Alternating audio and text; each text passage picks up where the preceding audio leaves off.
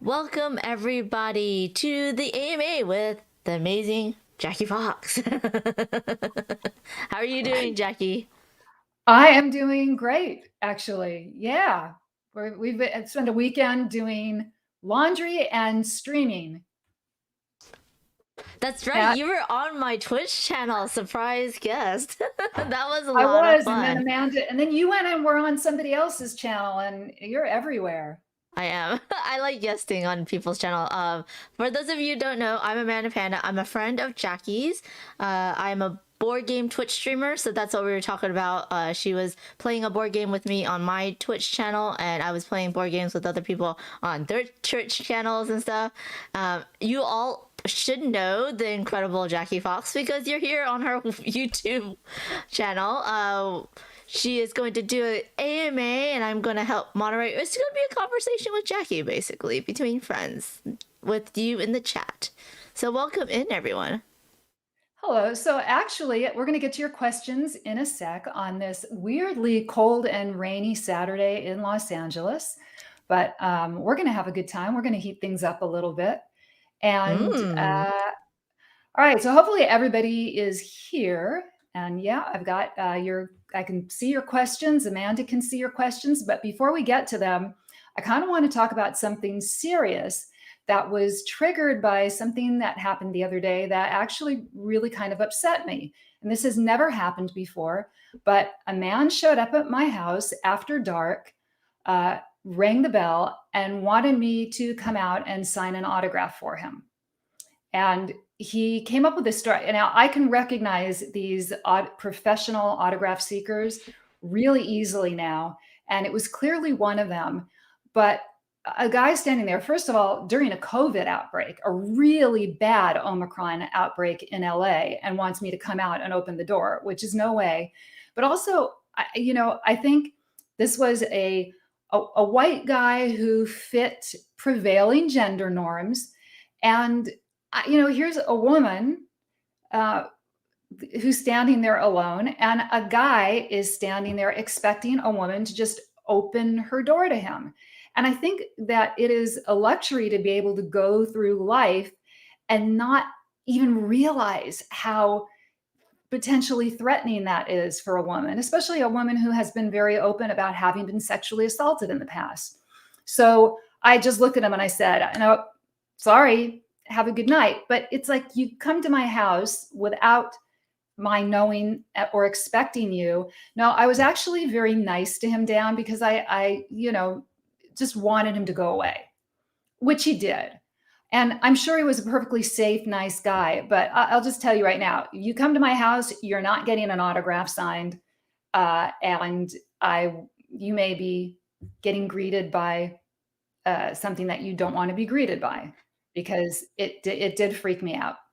That would And freak please, any woman out. I mean, any woman to yeah. have a strange guy telling you, like, to open your door, it's like, no, thank you. That's No, crazy. he showed up with this BS story about, oh, you've been trading emails with, and he named somebody I've never heard of, as if he were getting this autograph for a friend who had been in contact with me, and I was expected and I was not falling for it. Um, and it's just, yeah, please don't ever just show up at something that's not an official thing that I'm doing where I'm signing things, because I won't sign stuff that way. I will Yeah. not do Yeah. photos or anything that way. So, all right. Does anybody have questions that Yeah. you would like Throw them into the answered? chat. Now is your chance. You just type it right into the chat. I do have And a question for you, Jackie. Like yes, continuing on with this line of thought. So, Jackie is a board gamer. There was a couple board game conventions. We were both at PAX Unplugged recently. Like, if a fan was at a board gaming convention that you just happened to be at, would you be happy to take pictures and autographs?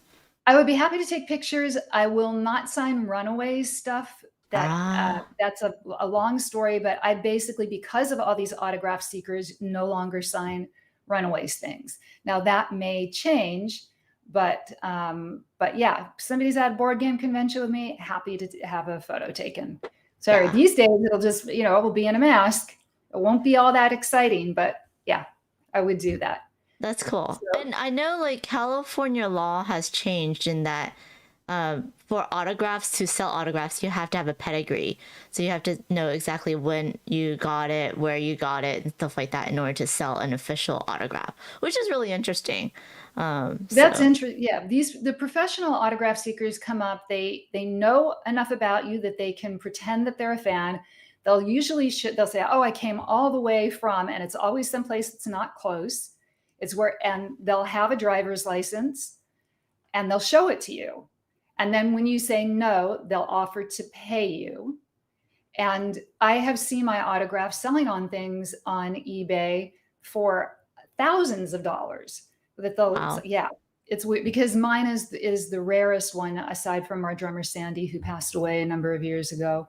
And Mm, so there are a lot of people who would like to who have Sandy's autograph that would like to get a complete set. And then you see them selling for a ton of money. And it's like, I said I would never charge for my autograph, and I never have. So I don't want to change that, but I really also don't want to be making thousands of dollars for somebody who is just, stalking people, yeah, basically. that's true. That's true. So so let's start, because I think Naya, I hope Hmm. we're saying this right, has a really interesting question about what was my favorite beauty product during the Runaways days. And I, don't really remember what I used, except that we did, actually, it was the photo session for the inserts from our Live in Japan album. And the makeup was amazing. And I never would have worn purple eyeshadow. That is just so not me.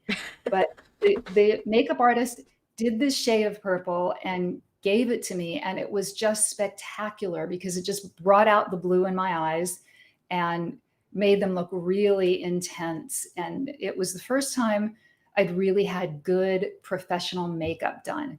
And I've still sort of used those tricks that I learned to do my makeup to this day. And I'm sorry I don't remember the name of it. It was some Japanese product. Do you have a favorite makeup brand or perfume brand now, like currently? Yeah, except my favorite makeup just got discontinued. It Oh was no. Prescriptive's false eyelashes mascara, which is a little misleadingly named. It's not mascara you use on false eyelashes. It just made your eyes look as if you were wearing false eyelashes. And it had a beautiful applicator where you could use the tip and actually separate out your lashes if they got clumped together. And it was curling mascara. So you didn't need it. I've never curled my eyelashes, but it would curl it by itself. It was really cool. And sadly, Prescriptives no longer exists as a brand. And I have not found a great, great mascara to replace it. Oh, It's not a that big makes deal. I don't wear makeup most of the time. I just realized woke up one day and realized how much of my life had been spent blow drying my hair, putting on makeup, getting ready to look nice. And I just said, Bukes it. sense. Didn't actually say that, but we'll Yes, say we that. know what you said. um, oh, that's an interesting question. Mark asks, how did you transition from a rock star to a college grad, and law school student?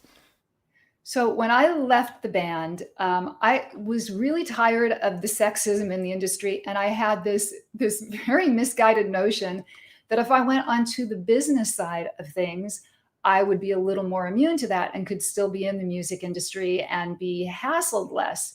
So I, not really knowing how to go about it, I just started calling record companies, and I had this great idea that a big record company wouldn't ever hire somebody with no experience, and a little one wouldn't have room for me. So it was like, oh, who are the middle-sized companies?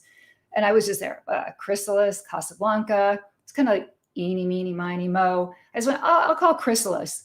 So I called up the record company. I just said, hi, who's your head of? And it was like publicity, really quickly, publicity, promotion. I didn't even really know the difference, just kind of vaguely knew. So I said, who's your head of promotion? And he said, hold on. And all of a sudden, this male voice comes on really gruff and says, who the hell is this? And I just kind of went, Jackie Fox from the Runaways. The guy said, Oh, I'm a huge fan of yours. What can I do for you? And I said, I'm looking for a job in record promotion. And he said, come on in, let's have a meeting. And they weren't looking to hire, but he knew somebody who was. And he referred me over to the head of promotion at Ariel Records, who hired me. Cool. And I got to go start doing promotion. And I spent a while kicking around the music biz and realized that I wanted to be a manager at the time, but nobody was going to hire me because I didn't have a college degree. And pretty much every job, I think they just wanted you to be a little more serious, because I was still this, cute young girl. And it was a very male dominated business. So I decided I was going to go back to college. And then I went to college and discovered how much I loved being in school. So I decided I was going to go on and get a graduate degree, and was going to get it in linguistics, which was my area of undergraduate study. But then I realized that there weren't a lot of jobs in linguistics, and I might not be able to really pick where I was going to live. And I do not like the cold. So I decided, well, I'll go to law school, yeah, where it's cold. And then I'll be able to go do all this business stuff that I wanted to do. And it doesn't work out that way, because you walk out of law school with so much money in student loans that you have to pay back, that you say to yourself, I'm just going to go be a lawyer for a few years. And then a few years turns into a couple of decades. And then one day you wake up and you go, this isn't making me happy. I think I'll do something else. And you design a board game. And now we'll see. Well, I'm that just I'm sorry, go ahead.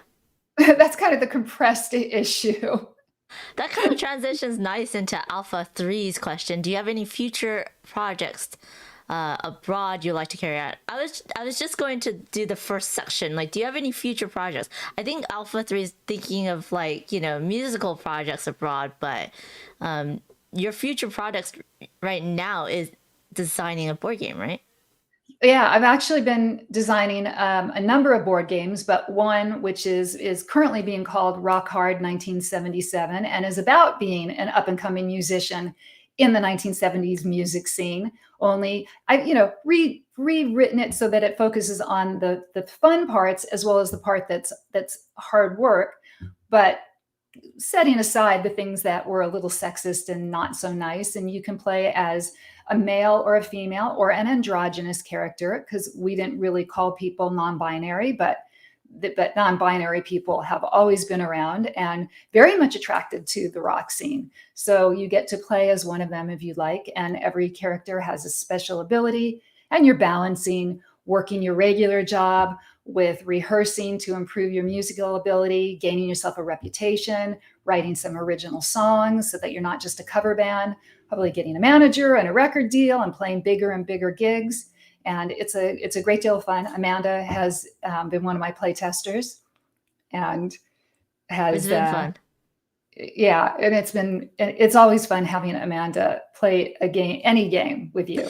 We have a Because lot of yelling between the two of us, even if it's like just like it's I don't know. We're just like, what? Why'd you do that? we do, because Why'd you go we there? play.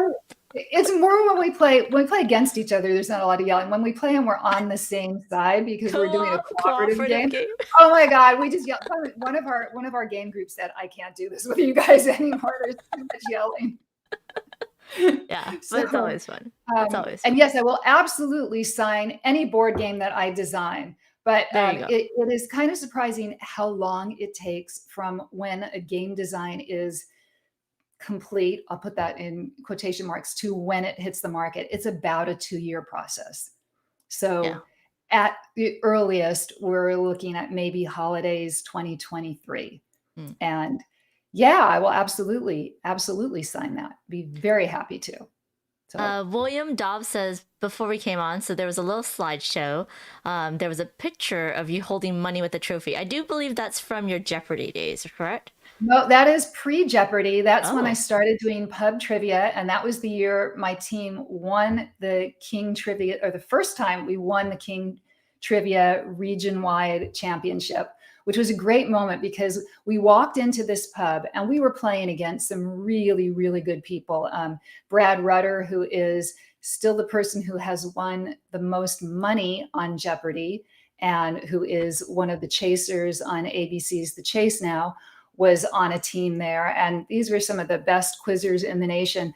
And I walked in and saw this gigantic, ugly as sin trophy. And I just looked at it and I said, I want that. And we got lucky with the questions that were asked, and plus we were pretty good. And that was the first time we won the championship, and and they paid us in cash because it was only $1,000 that year. It's since gone up to, I think, 10,000 total, 5,000 for first place, and we've won the 5,000 as well. Oh, So that was fun.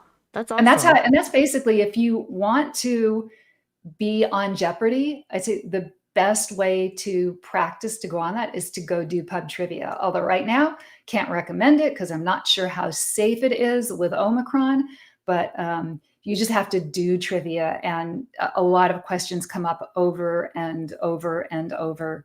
And I will say, doing Jeopardy is the pinnacle of doing trivia. It's the Super Bowl. It's nerd Super Bowl. So I got to play in nerd Super Bowl. Well, actually, not quite Super Bowl. I made it to the conference finals, let's say. Oh yeah. So William wants to know: do you still have that trophy? I want to know that too. Did you get to keep that trophy? No, nobody would take it. Nobody wanted. I mean, it really was ugly. Nobody wanted it, and I was trying to give it to the pub where we played our season games to qualify. They didn't want it. Our backup pub didn't want it. So I had it sitting in front of my fireplace for a while, where it clashed with my house's decor for so long. And I finally went, I can't stand it anymore. And I threw it in the trash. Oh. No. It's like, I don't really have a good space to save things, which is unfortunate. Mm-hmm. And I don't have any of my clothes, including, I know Lisa is asking about the red outfit I wore playing Dead and Justice. I actually didn't wear that regularly for Dead and Justice. I wore it when we played CBGB. And so there are a lot of photos of us in this horrible red outfit that I think I got at Fredericks of Hollywood because we had no money for tour clothes. And it was the trashiest thing. It's kind of one of those things that is, I am embarrassed by it, sort of, but what's the point of being embarrassed? I did it. It's there. Could have been worse. Right. Well, do you have any mementos from your time at the Runaways? Like, do you have any outfits or shoes or any mementos I don't have that you any of my clothes, which Oh.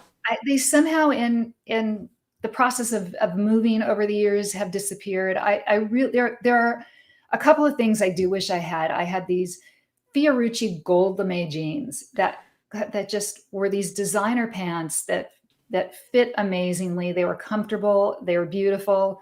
I wish I had those. And I wish I had my Japanese tour jacket that had my name on it. Aw. And I think it's a Queens of Noise, and it was in Japanese and English. And they're really cool. And I wish I had that. I also kind of wish I hadn't sold my bass. That was bad advice, but you know what? I don't have it. I don't think I have. I don't even know if I have any trivia trophies. I have pictures of them. No, I've got photos of them. Do you okay, so speaking of trivia, so Jeopardy, do you get a little certificate or do you get a trophy when you win Jeopardy? You get a check. You just get a check? You get everything at once at 90 days after your episode airs. And wow. That it is a very exciting moment. Like, you want to immediately go take a photo of it and post it online, and you realize you can't do that. But yeah, that was fun getting a check for $88,000. Wow. Do you still have the check? Or I cashed it. You had to cash it. Oh yeah, see, nowadays you can keep the check and still cash it because of the way the banks do. That's true. So I was oh. Do you actually have a picture? I think I have a photo somewhere of it. I might. I don't know. Anyway, that was an exciting moment in my life. You can see I'm just like lighting up remembering it. Jonathan 916 asked what I think of Amy Schneider. Now I have to a confession here. I stopped getting TV at the end of last year, actually at the end of the year before, and I was watching Jeopardy on Lowcast for a while, but they got a court order saying that how they were using their fundraising was not legal, and they just stopped operations, and which is kind of a bummer because it was a really good charity that was bringing broadcast TV to people who couldn't afford cable, satellite, etc. So I have not seen Amy. But her smile just makes me really happy. And I have so much mad respect for anybody that can keep their focus long enough to win over $1 million. I mean, I can't even manage it. She's at some point going to get a check that's for over $1 million. I'm sure it's the biggest check she's ever seen. And she's going to have this reaction times, whatever the order that the difference is between 100,000 and $1 million. Okay, that's a factor of 10. I can math. I can't. Can you though? Can you though? Yeah. Amanda has seen me play games at the end, and I have to do calculations, and I just like help. I can do higher math, but basic arithmetic is not in my skill set. It's horrible. And Amanda always laughs at me. Well, because you're always laughing at yourself because she says I am it laughing often. at myself. I mean, a lot of times in board games at the end, you have to calculate your score, and it's just adding up simple numbers, like 2-digit numbers. But yeah, No, Jackie's I can add very quickly, and I can add columns and numbers, but it's when you can calculate how many spaces you can move because you have cards that modify it. You have to keep an eye on me. Yeah. I'm not intentionally cheating or cheating myself out of something. I just there's a lot of mulligan, a lot of take that. I didn't realize I was gonna land there. Let me redo that. Yeah, we're just like, no, wait a minute. I gotta work this out. I do, and there's a lot of if I do that, then I can do that. And board games, if you have not played board games since you were a kid growing up, they have gotten a lot more complex, a lot more interesting. And we tend to play very complex games with more strategic, where you're planning 2 or 3 steps. We do silly fun ones too. Yeah, that's true. But it depends on who we're playing with. It's you. I think my game collection is about 100 games, which for board gamers is not a lot. But when like my family comes over, they like, well, why do you need so many board games? And it's because, well, Amanda will come over and she'll say, no, I don't want to do anything with area control or negotiation. And then somebody else will come over and say, I don't want to do anything light. I don't want to do a cooperative game. And by the time you take away all the things people don't want to play, you've got 4 games in your collection that you can play on any given occasion. That's true. Yeah. So it's, I really do need all those board games. Jackie, there's a little bit of an echo. I hear myself. If you don't mind turning it down or putting on headphones. You know what I'm going to do? I can turn it. I'll do one better. There you go. We'll switch over to the headset. The only reason I don't put these on in the first place is that they get a little uncomfortable with glasses. Yeah. But I have headphones on too. I just have the. Oh, I know. I need to get some. You shouldn't be able to. And it's not coming from me. Oh. If it's not coming from you, it's weird. Let me just check. Say something. Something? No, you know what? Let me mute everything on my monitor. I don't know why I'm coming out of both speakers. So you might, there's, in fact, hold on. You know what? Why am I? So while you're doing that, I'm just talking to Mark McGee. Hopefully I'm saying your name right. It's talking about sci-fi games, what kind of board games or what kind of conventions you go to. I play a bunch of different games with Jackie. We do all different kinds. We do like more strategic games, but we will play light games. She loves Dune Imperium, which is based off of sci-fi IP books and movies. we do play a lot of different types of games of a lot of different themes. And now the echo's gone, which is good. I do, But yeah. yeah. Oh, wait, now I have it. Okay, well, I'm Yeah. booming a little to myself, but you can boom when no one else can hear you. Go boom. So Mark asked, how long does it take to play one of your games? It depends. Right now, all of her games are in development. So they during the development process, they are checking like how the length of the game, depending on player count and stuff like that, and editing or changing things so that it's not too long and not too short. Yeah, Rock Hard is currently, if you play it with like 4 players, it's about an hour and a half. What at least it depends on also after you've learned it for a while and you don't have to think so much about what you're going to do, it goes more quickly. But it is designed to play in about 90 minutes. Yeah. Karen and Ethan are asking like, how were you recognized at college? Are you recognized when you're in public? I mean, I know now during the pandemic you're not in public that often, but like, are you recognized at trivia pub nights? No, and in fact, the last time I got recognized from being in the Runaways was it was actually by a really well-known actor, but I'm pretty sure that his manager, who I did business with, put him up to it.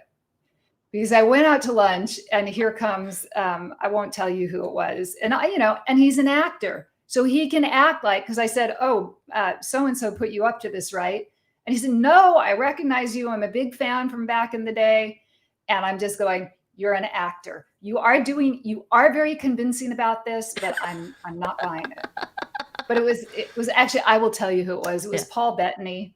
And Oh, Paul Bettany was really hot around that time. And it was the nicest guy. And he was a great actor. I got to see him act for me in person. That was cool.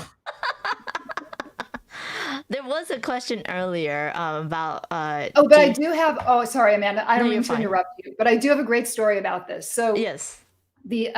so my Jeopardy episodes where I was on from a Friday to a Thursday, and then I got eliminated on the next Friday show.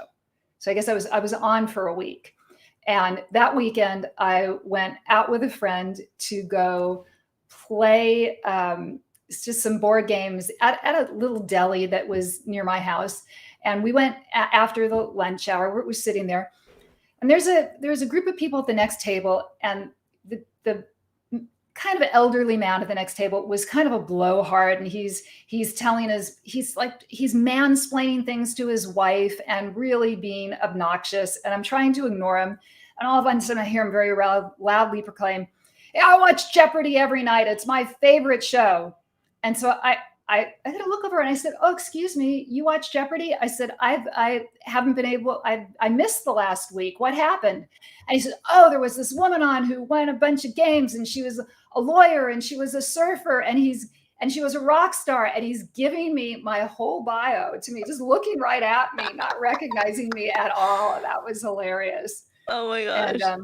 I finally decided, should I let him in on this? And I just said, yeah. And I said, I was like, huh? And then finally the light bulb went on, and it was great. And he stopped being mean to his wife. So that made me happy. Good. Yeah. But that's hilarious. And, That's hilarious. and I believe, okay, so Prince Sam 3 that's Michael from Who Wants to Be a Millionaire. So that was Michael who does clog dancing. And that Michael, say, I know we're going to have a little delay for things coming up on YouTube. But one of the things that's great about going on, oh, hello. So Michael also is won a great deal of money on a different game show.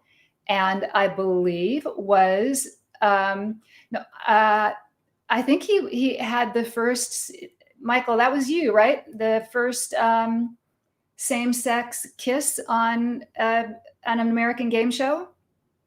So correct me if I'm wrong here, but the last few years have just been wonderful for gender equality, and it's been really nice.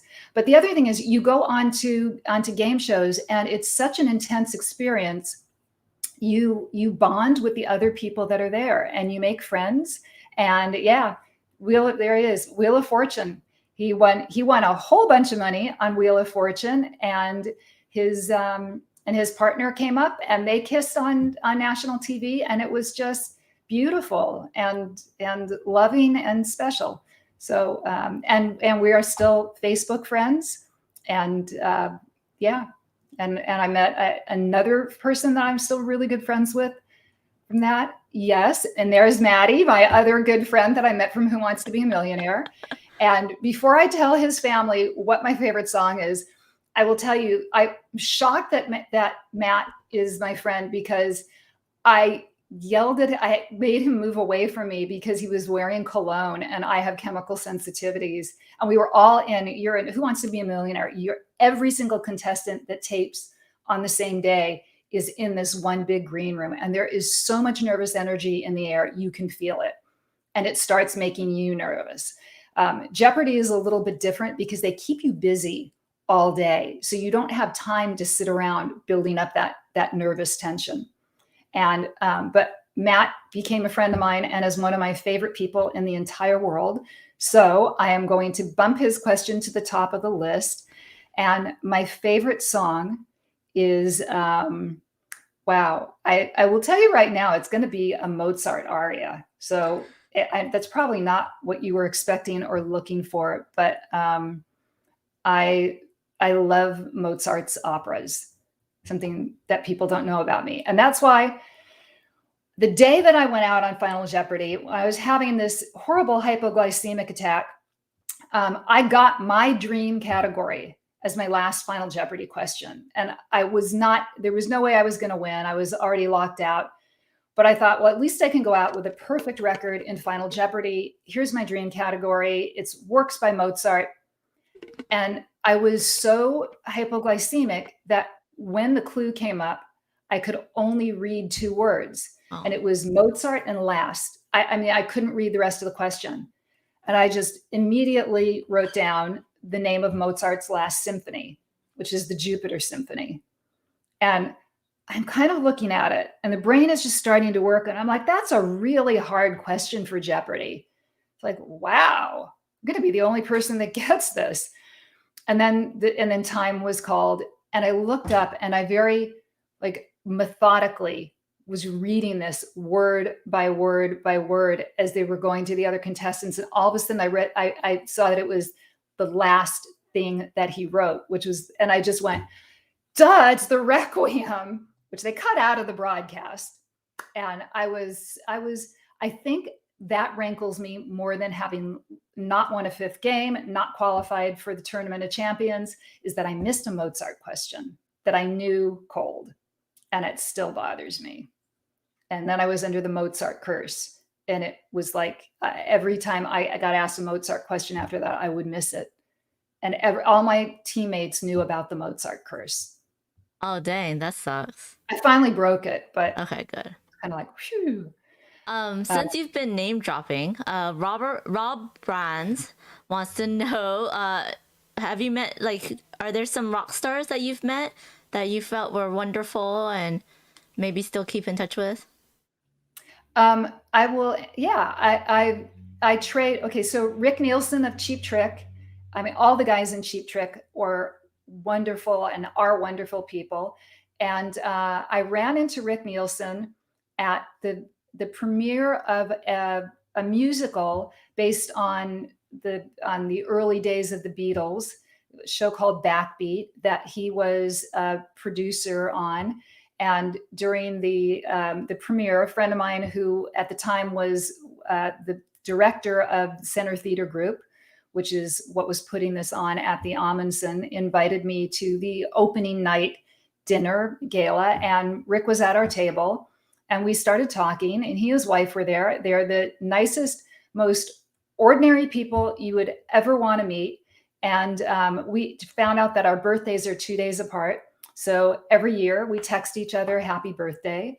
And last New Year's Eve, not this past one, but the first one where we were really sitting inside because of COVID, he just said, hey, if you're not doing anything, I'm doing a concert. Here's the code. Come be our guest.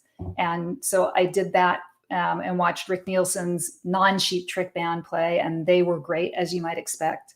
And he is one of my favorite people that I've ever met in the music business. Awesome. So Dan asked, what Okay, are, go or do you ahead. want to do the Italian? I I saw was in going to your, do the you're gonna do Italian the one. Italian question. Okay, go ahead.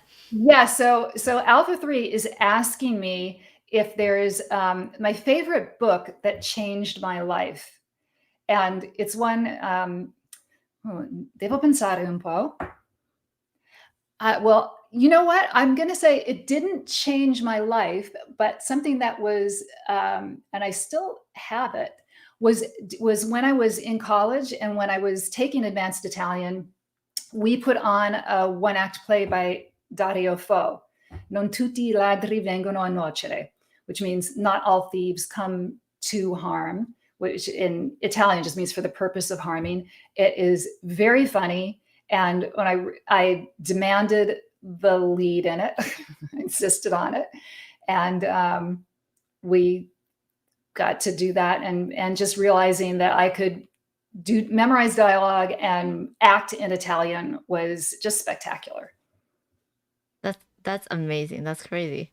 So, speaking of like acting and stuff, are you going to go to any other shows? Are you going to be on TV? Any other TV shows? Says William Dobbs.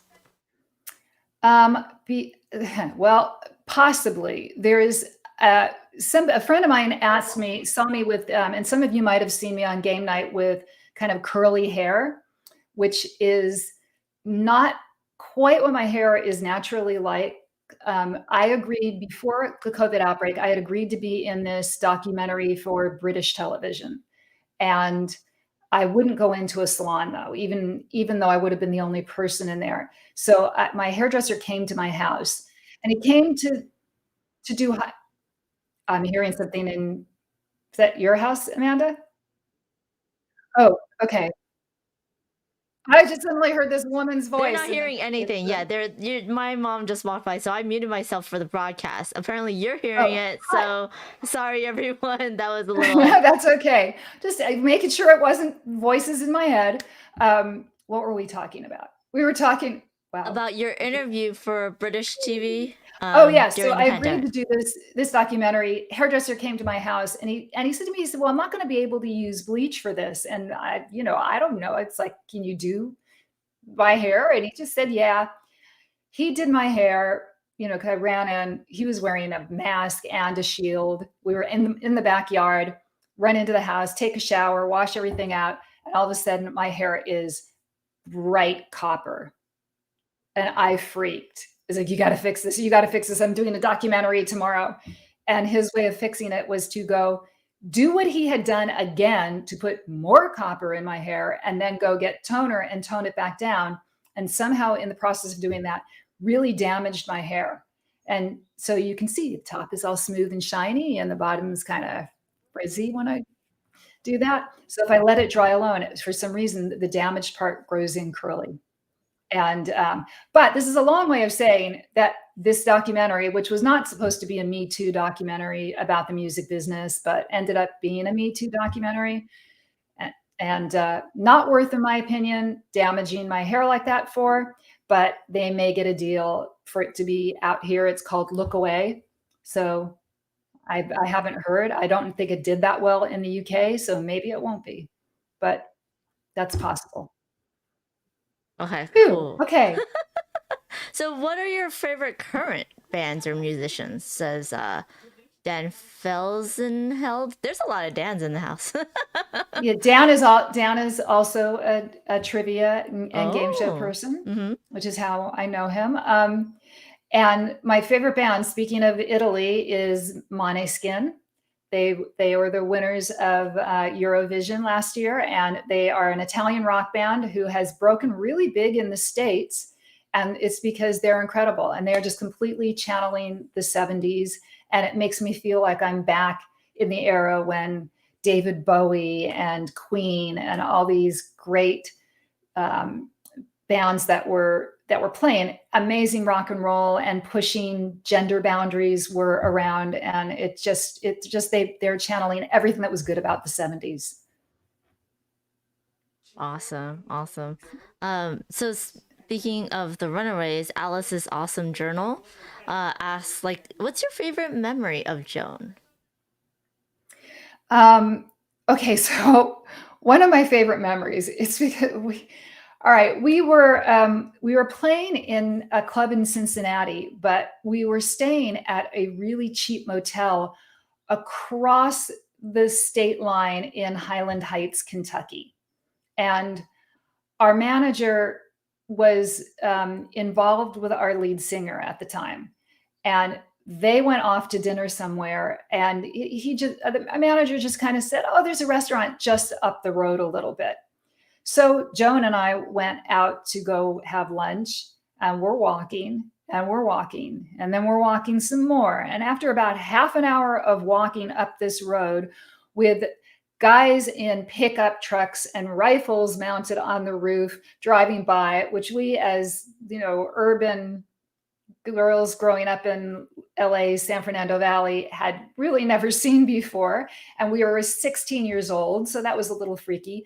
We finally come up and there's a bowling alley there.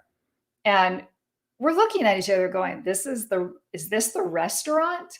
And we wander into the bowling alley, and yeah, there's a little kind of greasy spoon place attached to it. And we went in there, and I remember having burgers with Joan. These were the greasiest burgers ever had in my life. Probably part of the reason I became vegan. But Joan and I just sitting there in this little thing attached to a bowling alley, having greasy burgers, is for weird reasons just one of my favorite memories of her. That's awesome. I mean, yes, most bowling alleys do have little greasy hole in the wall spots, but that's what you PP, you get. are not being intentionally ignored. However, that is not a question. And yes, Spotty Dog, Lita really did wrap a phone cord around my throat and pull it very tight. Oh dang. Amanda's Amanda's got just wide eyes at I'm this. like, oh dang, didn't know that. Well, Lita and I were sharing a hotel room, and Lita went out and kind of partied all night and crawled back in at around 9 in the morning. And so I left the light off, and I was just lying awake in bed, trying not to bother her because you did not want to. I mean, I knew better.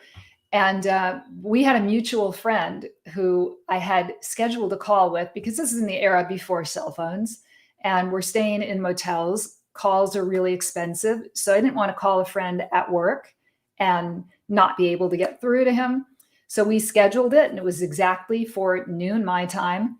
So I very quietly turn the light on over the phone, pick up the phone, and start dialing. And Lita woke up and started yelling at me. I will not repeat her words because this is a family broadcast. And then she picked up the phone, and it was, an old fashioned big kind of desk phone. She picked it up, hit me over the head with it, and took the cord, wrapped it around my throat, and started strangling me. And I pushed her away. I was like, I'm going. And I just grabbed in the dark, packed all my stuff up, went out, and just sat in the lobby for 5 hours until the band was ready to leave. Dang, Yep. that's scary. That's terrifying. Yeah. Lita doesn't remember this at all, by the way. Maybe because that's yeah. Yeah. Karen Caden says, "How long have you been vegan?" Um, well, on and off since I was in my late teens, and then completely on, I think, from when I was about 25 on, for a very long time. When I actually will tell you, I am now vegetarian, not vegan, because when COVID started, I mean, I have been really good about self-isolating and having groceries delivered, but you don't always get what you think you're getting, or especially at the beginning, before the bad shoppers got weeded out, you get some really interesting produce. And I am not a good enough cook to easily swap things out. So I just started having things that had cheese in them. And that is a bad habit I need to cut out of my life. And yes, Ethan, I have read Lita's and Cherie's memoirs. Interestingly, the two people who don't read are the people who have written books. Um, and I don't know that there's a need for me to set the record straight, because I've kind of been setting it straight in interviews and blogs, and just correcting things when I see that they're wrong. I don't really think that there's a market or appetite for that. And the truth is, if I were going to write about my life, there are things that I just find more interesting, and you as a reader would be able to tell that there was other stuff I would want to talk about. I mean, So we'll see. you've done such your life has been such a variety of things, like rock star, lawyer, Jeopardy champion. Now you're a board game designer. It's like it's such an incredible mix of stuff. I think that it's just like one part of your life, while your life has been an incredible variety of really interesting things that happened. Here's the thing that I discovered about me, and I think if it had been nurtured earlier, my life might have gone very differently, which is that I love creating things. And it doesn't really matter that much what the medium is. There are stories that can be told, whether whether you're writing fiction, or you're writing nonfiction, or you're writing a board game, or you're creating artwork. So I kind of do it all, because it's just that creation is really, it feels good. And it was something that I needed to do, especially during a pandemic. My cat, who was my very constant companion and best friend, was getting ready to cross the Rainbow Bridge. And it was so emotional for me that I just started drawing. I just started doing marker art. And it turned out that some of it was rather good. I ended up selling a piece, and haven't looked back. And so, yes, I want to give some credit to somebody asked me about Carrie Crome.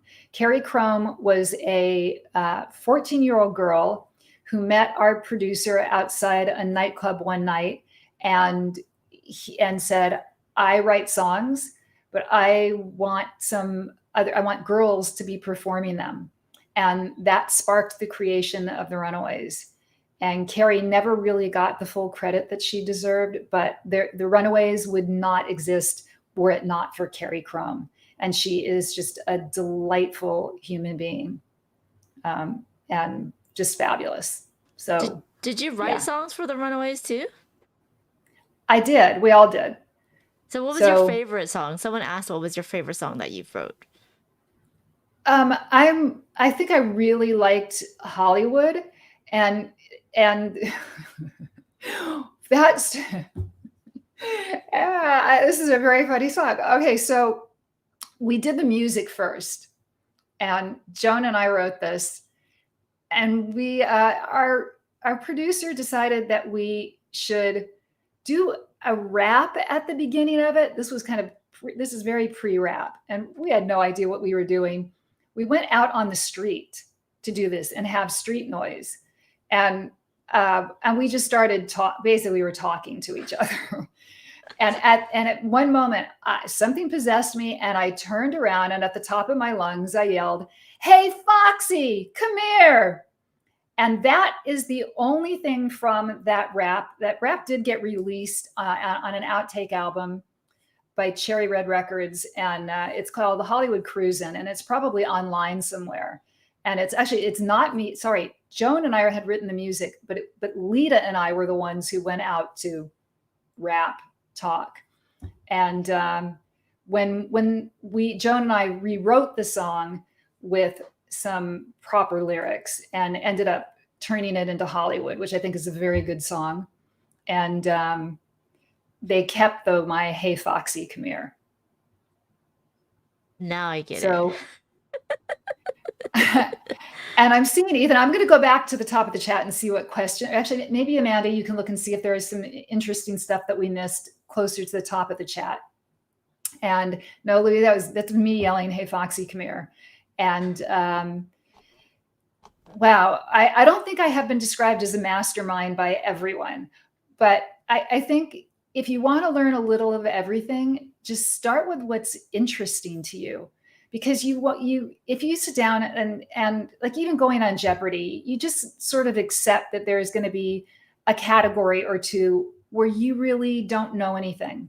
If you're interested, you can kind of learn top level stuff of things, especially on Jeopardy. They don't go very deep into any subject, but it's just start with what you love and what's interesting. And, I love reading, and I really love reading about history.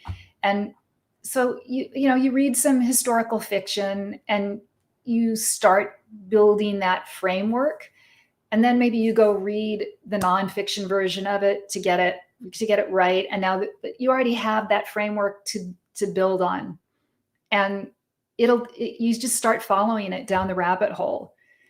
And that's, I don't know, it's a muscle. It's just like you have to exercise your body and get used to it.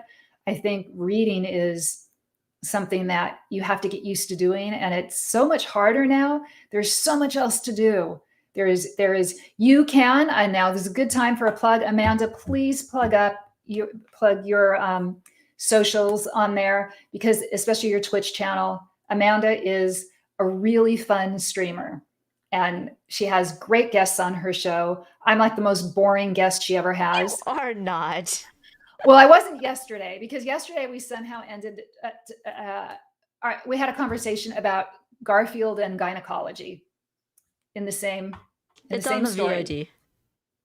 So yeah, if you go up there, you can watch yesterday's episode with me on it, and we eventually do get around to playing a very fun game. Eventually.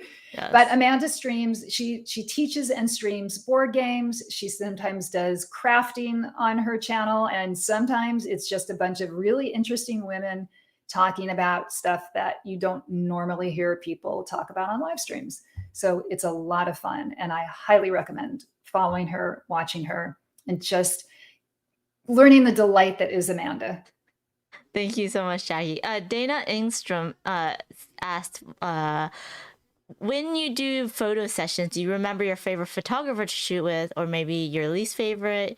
How photo sessions are interesting, aren't they? Like, a good photo session is one where the photographer is just having fun with you and is kind of suggesting things that you can do that are active, or at least is, if you're doing glamour shots, is making you feel beautiful.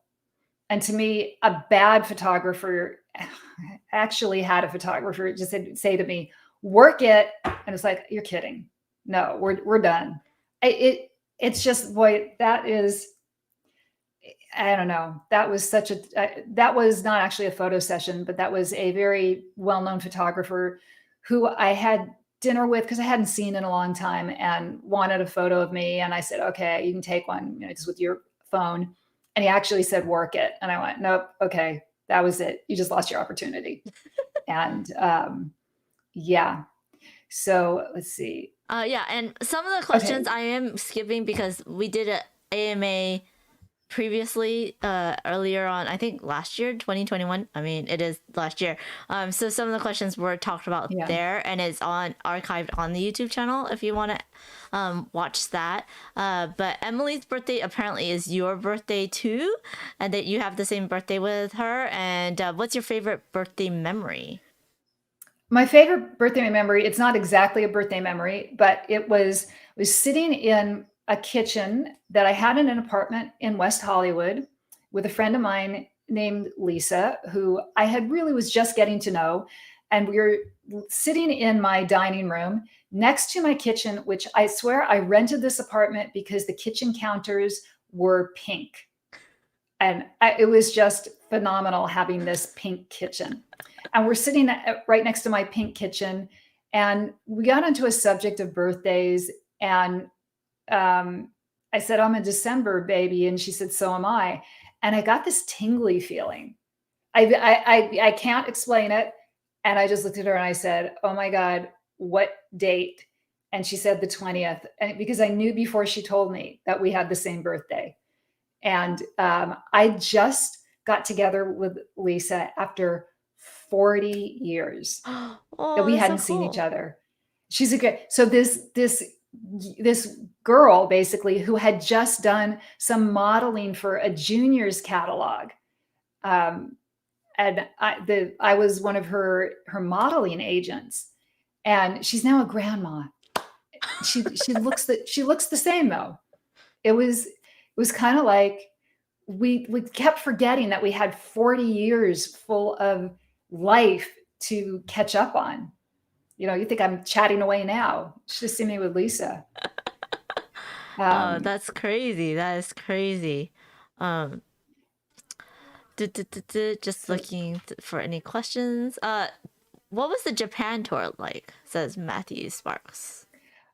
Okay, the Japan tour was you realize in the US we ended up headlining a lot of gigs, but mostly in large clubs, partly because we weren't that well known, but also because a lot of guy bands did not want us opening for them because we ended up getting more attention just by the fact that we were the only all-female band that was really in existence at the time, because I think Fanny at that point had disbanded. So we would get a lot of press, a lot of attention, and guys did not like that from an opening act. We were also a very good live band, I will say, and we worked it very hard with we were teenagers. We had a ton of energy, and every single one of us went and worked it. So we ended up having to headline these small venues, or sometimes somebody would get brave enough to have us open for them. But when we got off the plane in Japan, we were stars for the first time in our lives. And there were paparazzi at the airport going crazy, and flashbulbs going off, and press conferences, and being wined and dined by magazines and record company, and suddenly headlining real venues where there were thousands of cheering fans. And Japanese fans are they're just open and ecstatic about their love for you in a way that American audiences just aren't. There's no cool factor from Japanese fans. So it was, and we were in every magazine there.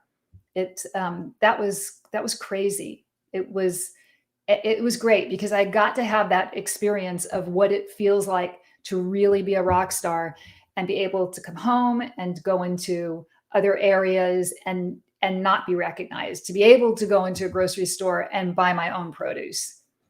Have It's you gone back to Japan after did you go ever go back to I Japan did, after that? I did. I went about 10 years ago, and a friend of mine in Japan organized a meet and greet with Runaways fans. Oh, And so I'd say maybe 100 of them came out, and they were really nice. They just brought me all kinds of stuff. They made a poster for me. So I'll see. I think I have a photo of that somewhere. I'll try to put that up on my Twitter and Facebook and Instagram. I'll find it for you. Everything is kind of in boxes and piles because I was a couple of years ago decided I was going to sell my house, and I really cleaned it out, and things are spread out, and I have yet to completely recover them because then COVID hit, and I decided, you know what, I'm just going to keep my house, stay put for a while, but I'm not good at unpacking. Amanda knows this. I still have my carry-on bag that has something in it from PAX that I haven't put away. I don't like putting stuff away. This is my, now you know too much about me. well, it's an AMA, so we're supposed to know It's a all lot about you, it's no? I know. It's all, and it's also because I had been self-isolating so strictly during COVID, and I usually have people over every week to play board games, and I stopped doing that for a while, and then we started again with masks, but since Omicron I've stopped again. And so when I can't have people over and I can't really socialize, I feel like I need a little endorphin hit. I mean, I'm sure Mm. people can relate to this. So I am part of a program where I get free things to review from Amazon. And when I'm self-isolating, there are things that really seem like a good idea. And I'll say, yeah, send me that. And they're sometimes they're a good idea. These headphones I got to review. They're awesome. They're really comfortable. And some things are not so great. And yeah. A lot of art supplies. What was your favorite country to visit? Well, I'm not gonna say from the runaways, just in general. What's your favorite country to visit? Oh, it's definitely Italy. I I really loved love Italy Italy. too. It's like I lived in Rome for a while. It feels like if I feel like I don't know if we live multiple lives and we're reincarnated, but I feel like I lived in Rome a long time ago. I it's like the minute I arrived and got off the train, I felt like I had been there before. It just felt like home, and it still does. And so, if I go anywhere in Europe, I'm kind of like, yeah, I got time for a day or two in Rome. I just adore Rome. It feels as almost as much like home as Los Angeles does. I have to agree. Visiting Italy and Rome was just a highlight of my trip, and it's so nice there. I love the food. I love Italian food in Italy, not Americanized Italian food as much, because the Italian food in Italy is definitely like lighter, not as much cheese. It's just so delicious and fresh.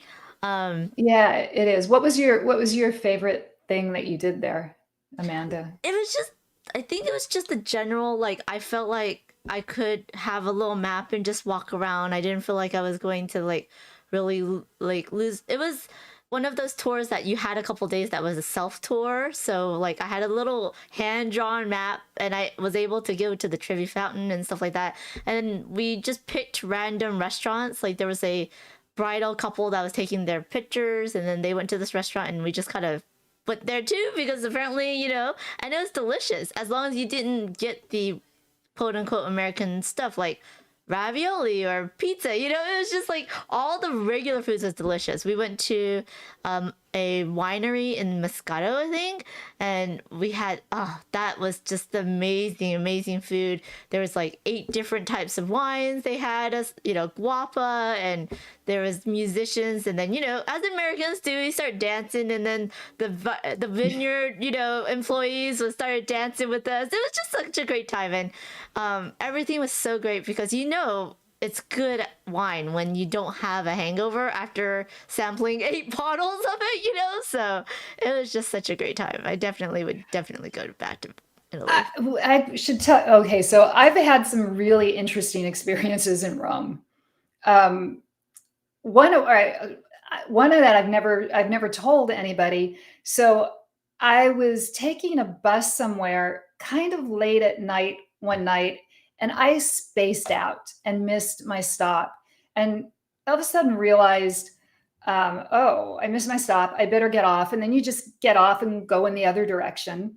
But I get off and I don't immediately see the bus stop for going the other way. And I start walking up the street, and all of a sudden, I kind of realize I'm drawing dirty looks from these women on the street.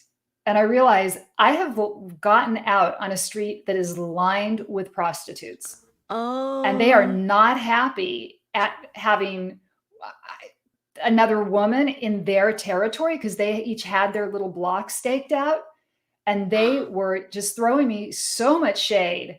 That is the only time that I really have wandered around and been truly scared in a foreign country, because I thought the women were going to jump me. And then and I just like, I'm just looking for the bus. And they're like, keep walking, witch. wow, that is And terrifying. I Yeah. kept walking. I Yeah. walked fast. Yeah.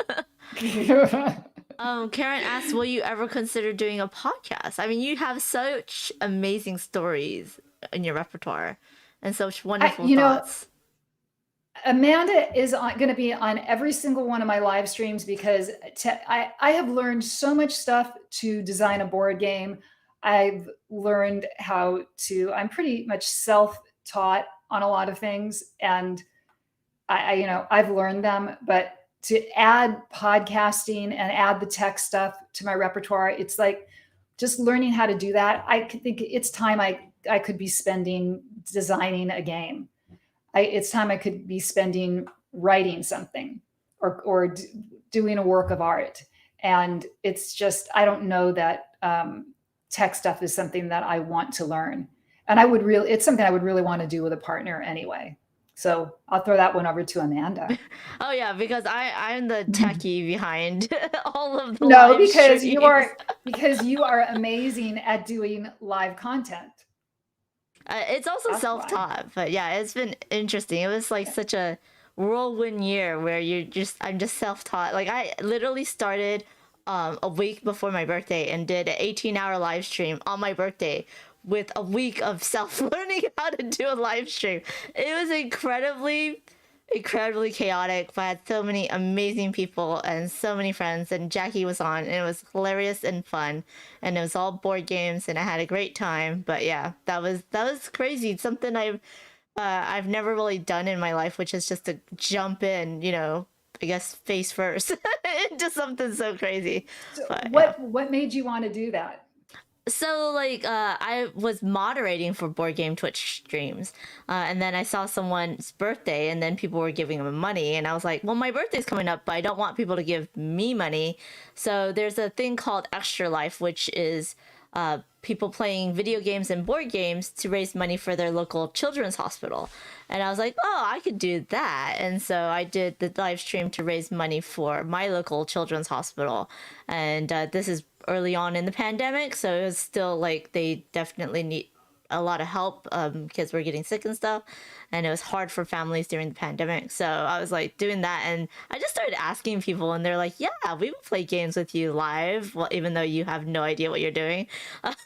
So it was so much fun though. It was really fun. But it like seeing the tech then. And how much trouble I had with it, and seeing it now, I'm just like, wow, that's a lot, big difference, big difference. I Um, think one thing about the board game community and why it's certainly one of the reasons that I'm attracted to it, aside from the fact that I love playing games and I think play is something that's really important in our lives, is just because it's a really supportive community. hmm And like the first live stream that I did, we had one of my moderators was Patrick Leader of Leader Games, which puts out games like Root and Fort, and that was amazing. And he just offered to do it when he saw that I was going to be doing an AMA.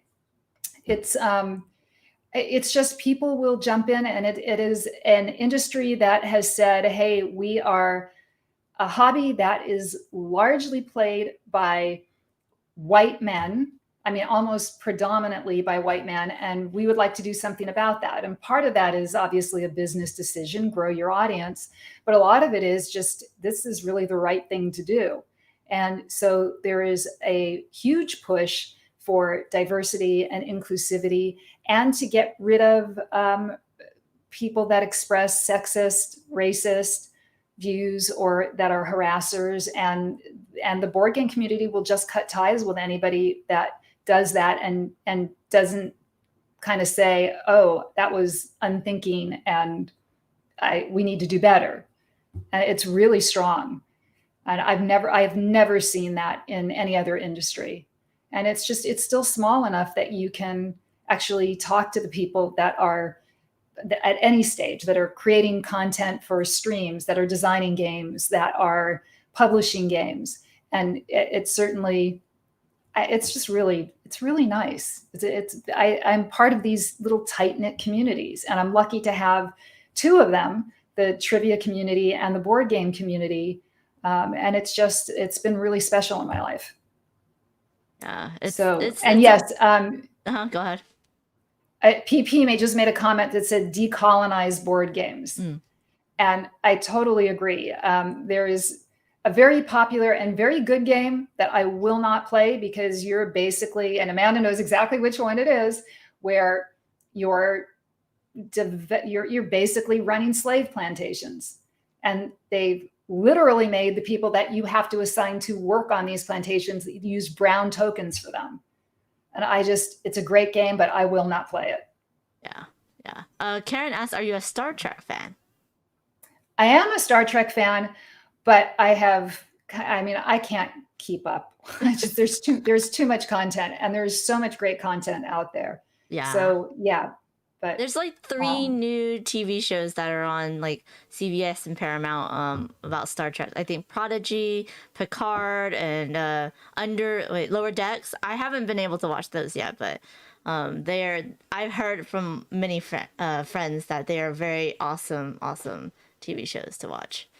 and I will tell you right now, I know almost nothing about the MCU. I'm not into superhero stuff at all. I've tried because I know my friends love it so much, but I no. Although I do love things like I love Game of Thrones. I've actually read all the books in the Song of Ice and Fire series several times. They're each 1,000 pages long, and I know we are never getting Winds of Winter. It's like, come on, George R. R. Martin, just have somebody else write it for you, edit, look at it, slap your name on it. Mm-hmm, We want to mm-hmm. know your version of how this stuff ends, but I guess we're Exactly. never going to find out. Oh well. Hopefully we will. Hopefully we'll. Oh my goodness. I have lost my faith in George R. R. Martin. He wrote a bunch of prequels and they were boring as hell. It's come on, just give the people what they want. Yeah, Nope, yeah. not gonna So do you happen. like, okay, Shelby, staying on topic, Shelby asked, do you watch reality TV and what's your favorite reality TV show or star? I do sometimes. It's not my favorite. I was really big on, I mean, I love the Great British Baking Show. It's like, how do you not love it? And I completely love Noel Felding, even though older pictures of me, people always say we all look like him, which I think is really funny. But there's something both so kind of shy and funny and endearing, and I love watching him. And of course, I mean, Paul Hollywood in real life seems to be a hot mess, but he's very fun to watch. And I like seeing people really kind of bat above their level and reach for it and achieve and get to accomplish this thing. It's fun. There was a question for me, like, did I know Jackie? No. Okay, so when I met Jackie, it was just board games. Literally, how we met was Yeah. on Watch It Played's YouTube channel. Rodney Smith of Watch It Played would do a live show, and me and Jackie would be in his chat, chatting along with everyone else and doing stuff. And then Jackie made him cut some sleeves off of a shirt that he didn't like, and it was just really weird and funny and hilarious. And then on that show, he had for some reason got a single cake, like a very small cake, and Rodney is very well known for flipping boxes. So I just said, Rodney, can you flip that cake? He was like, huh, that's very interesting. And then we started talking about other things that we could maybe get him to do live that would just be crazy and interesting. And now he's like streaming live on Twitch with everyone else, and it's been so great. And then so we chatted off through Twitter and stuff, and figured out we were close and met up, and it's been a great friendship. And then yeah, like I did not know the Runaways. David's right that I was not into punk rock, but that's because probably it was a little bit before when I really got into music, and Yeah. it was interesting because I still like there's a lot of things with Jackie that I suddenly learned. I learned a little bit by little bit, because basically in the beginning of our friendship we were just playing games, and then people will say something and I'm like, oh, what's that? I don't like to just dive in, and ask all these questions. I just like to, play games and then organically learn things about my friends. So that's why I was just I like, agree. oh, you did that. Oh, wow, you're a Japanese champion. I didn't know that either. And then, oh, you're a lawyer. Wow, that's just crazy. Yeah, so it was just like organic learning of Jackie while we're playing fun, hard, strategic games where we're burning our brains and there's smoke coming out of our ears, and it's been great. So, Hey, Amanda, so we've never really talked about music because I don't know what you listen to. uh, okay, so like Uh-oh. I was I lived most of my life, well, half of my life, well, now less than a third of my life in the U.S. South. So I've listened to a lot of country, but I just listen to like pop music. I'm not a big music listener to. I just listen when I'm driving, but now that I have audiobooks, I listen to audiobooks while I drive. So I'm not up on all of the, pop music and what's, cool and not. And I don't listen to Spotify all the time. I just listen while I'm driving. So it's usually pop or country, which is boring. But yeah, that's. I'm reading a Well, this is a book, good I'm time. creating stuff, I'm watching Twitch instead. So Yeah. yeah. I do have a confession though. I actually really like K-pop. Oh yeah, Korean pop. Yeah, big. Which would surprise people. And I'm Mhm. kind of obsessed with Blackpink, which is a female K-pop band, and I'm amazed because these women can go out and sing and dance and do splits. I mean, all these pop stars can now. It's phenomenal, They have and to they now. work them so hard. I Yeah, know that yeah. it's. I kind of feel sorry for them, but oh yeah, you got to check out Blackpink. Yeah, yeah. You And I'm not definitely. surprised at all. Jackie's like tastes are so varied and wide and encompassing that I'm not surprised at all that you like K-pop. So, oh, Yeah, I I don't know do. why I just So, froze. um, you did There we just go. freeze. I don't know why. Did I? I think I froze as well. No, you're showing. Okay, it's me. I don't know And why. I'm just going slow mo. Yeah, I don't know what's going I don't on know. either. It's something with my computer. I have no idea right now. Maybe it's the rain messing with my internet. That might be a thing. Lisa asked, "Do you like to work out?" Did you have to work out a lot for the No. Runaways? You did not. Oh hell no. I'm physically the laziest person you've ever met. I I am no. I know I'm really thin, so people think that I work out a lot. It's just that I there's always something I would rather do than, like, I hate cooking. I don't like thinking. I'm fortunately not very food motivated, so I will just go uh, sit on my ass and watch TV and or read a book and eat chocolate. I think chocolate is a perfectly good meal. Dark chocolate, really dark chocolate, Yeah, like she likes the 85%. bitterest, the most bitter dark, like pure dark chocolate, and that's just. And And it's always funny because I always offer it to friends, and friends usually say, "Okay," and I'm just like, you know, this is really dark. You're not going to be used to it." And they'll all taste it, and they think that I'm going to be insulted if they don't like it. And I know they're not going to like it because you have to build up to that. Mm. My favorite Blackpink song, by the way, I just saw this is "Kill This Love." It's just, it is kind of, imagine Lady Gaga on steroids, and you'll kind of get what Blackpink is on that song. Yeah, So, BTS is a um, boy band that's very K-pop that's very very big right now. I have multiple friends that are enjoying it. I know if somebody says you're smooth, like somebody on your stream yesterday, I think wrote, "Oh, that was smooth like butter," and it's like, boom, there's an earworm. Yep, That's for sure. BTS earworm. Yeah.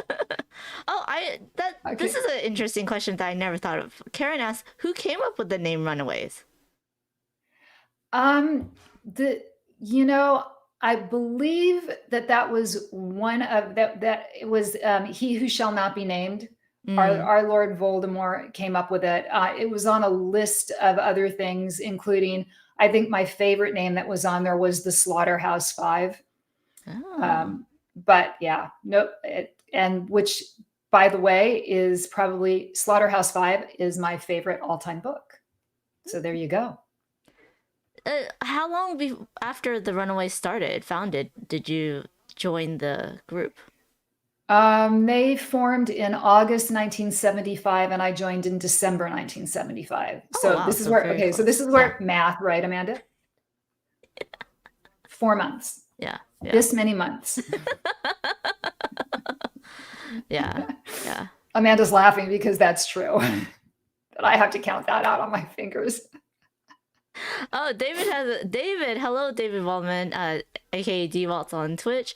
Says, Jackie, what's your favorite board game mechanic, and what game uses that mechanic? What's your favorite game that uses that mechanic? Well, my two favorite, these are board game mechanisms. They're types of things that you can do in a game, and my favorite types of games, they are deck builders, which for people who are not board gamers, that is when you a game in which you initially start with a little deck of cards that are not very good, and you have the opportunity to acquire better cards and make your deck more powerful. I very much like deck builders, and I also like worker placement games. And that's games where you have a number of spaces that you can visit and take different actions in, and you have to choose, and then other people will choose a different one, and then you can't go there anymore. It's And blocked. the reason that I like Dune Imperium so much is it's a really good combination of those two mechanics. So it's my favorite game from last year. Mm. And Have you I'm done looking, have you played the expansion? I haven't played it, but I have it on pre-order. So I'm very much Oh, looking forward to getting that one of these days, yeah. hopefully soon. Yeah. Spotty Dog says, "Do you like Lisa's solo music? Is that?" I have not. She's talking about Lisa from Blackpink, and I have not heard her solo music, but I will check. I know they all did solo music. I have trouble keeping up with pop culture. There is so much to keep up on. Mm-hmm. And I have so many friends now that stream great content on Twitch, and they all seem to stream at the same time, which is really disappointing to me.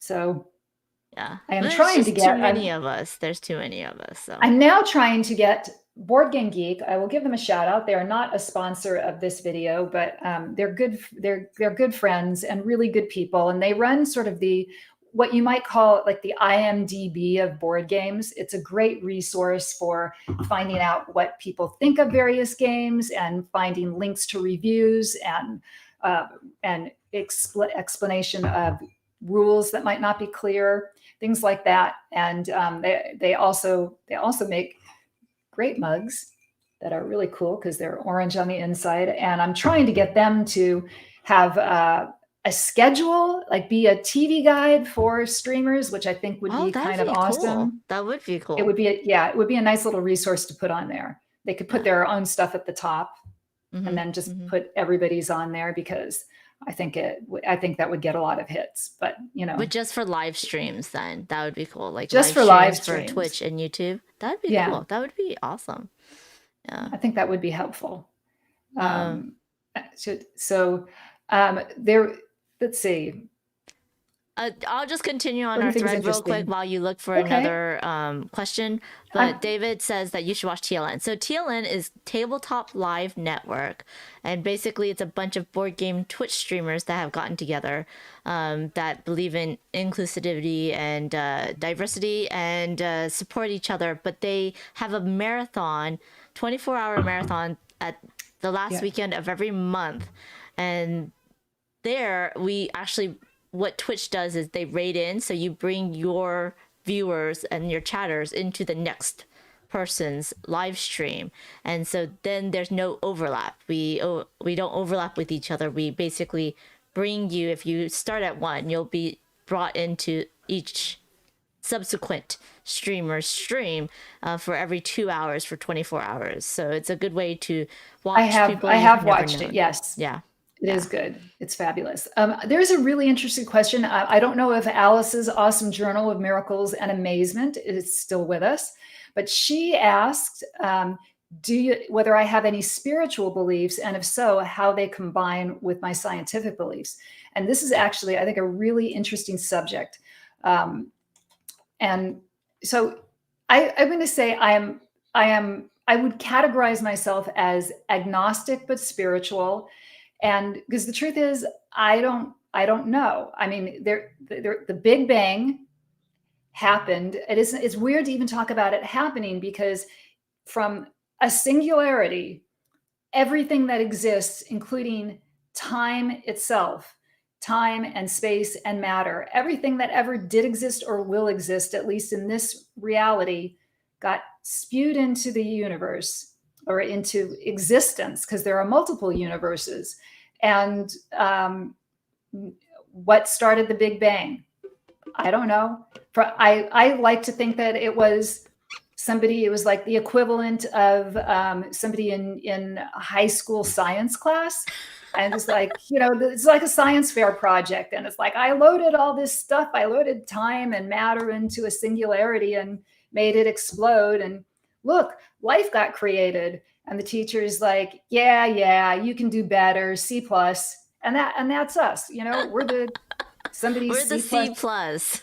So we maybe, well, so I think, yeah, we might have a creator in that sense. I don't believe in a God that is interested in every little thing we do and watching us and listening to us and answering our prayers, because I just think, there are people all over the world going through really horrible stuff, and they're praying and they believe, and I don't think God dislikes them. And it's just like the suffering on that level. I know spiritual leaders grapple with this all the time.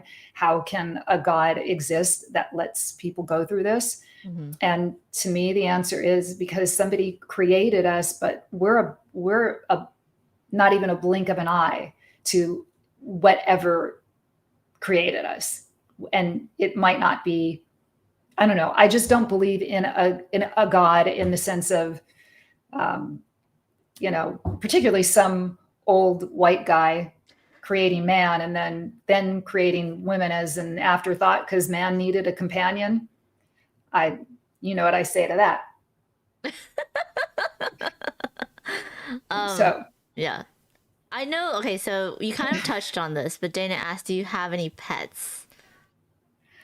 I had two black kitties, my little familiars, Xena and Cleo.